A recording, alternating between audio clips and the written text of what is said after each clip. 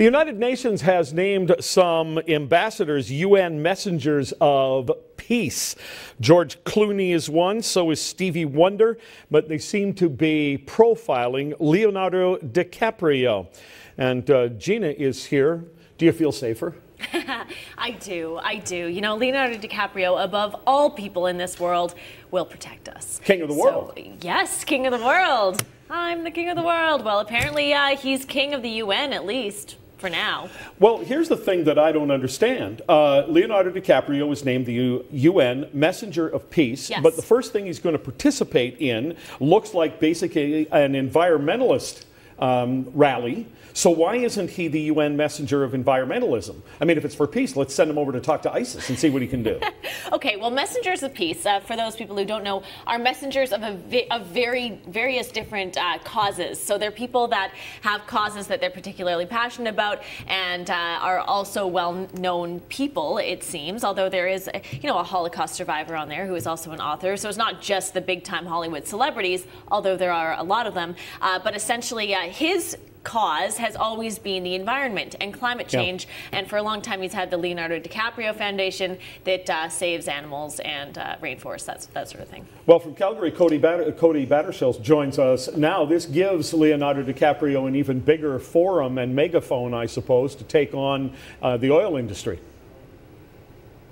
Yeah, it does. You know, it's important that when we're having this discussion, we remember that the attention on an issue matches the impact. So Leonardo was recently here in Alberta, and he's spoken out against our oil sands, which, if you look at the world context of oil reserves, are the most peaceful, democratic, socially responsible, monitored, transparent top oil reserve. So I think the attention should really match the impact when coming from these celebrities. Well, the oil industry probably needs a few celebrities. You know what? We need Canadians to understand the context of world oil demand and really the opportunity that we have as a country to continue to provide jobs and to continue to provide opportunity for families from coast to coast. And making sure that, again, we're looking at the attention on an issue and that it matches the impact. And we're looking at the economic benefits of our resource opportunity that we have in this great country. I find it a little disturbing, Gina, that actually celebrities hold so much sway in these issues. I'm okay with it if they can use their celebrity to sell deodorant. But, you know, on world issues like this, quite frankly, what does he know that, you know, the top world leaders don't know? I know, and I think essentially what it is they have the money and the influence to get these big foundations started. And also, you know, the face to then go, you know, sell their own message, essentially. So they often do get caught up in these causes. I do believe that, you know, he is legitimate in, he truly loves the environment. I mean, this is a guy who it seems to be actually walks the talk as far as trying to conserve and all of that. You know, Neil Really? Young, I thought he flew around in big jets and... yeah, I mean, there is that. There's that whole thing.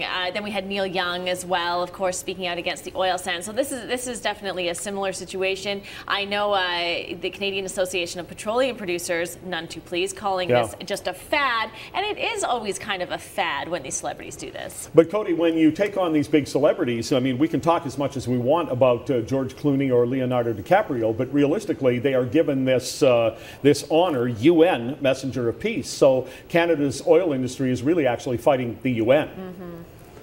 I would say that, you know, all Canadians can speak up and make their voices heard in this discussion. There's been a lot of people speaking out against our oil sands and against our natural resources, and all Canadians need to speak up, make sure that their voices are heard and they're a part of this discussion.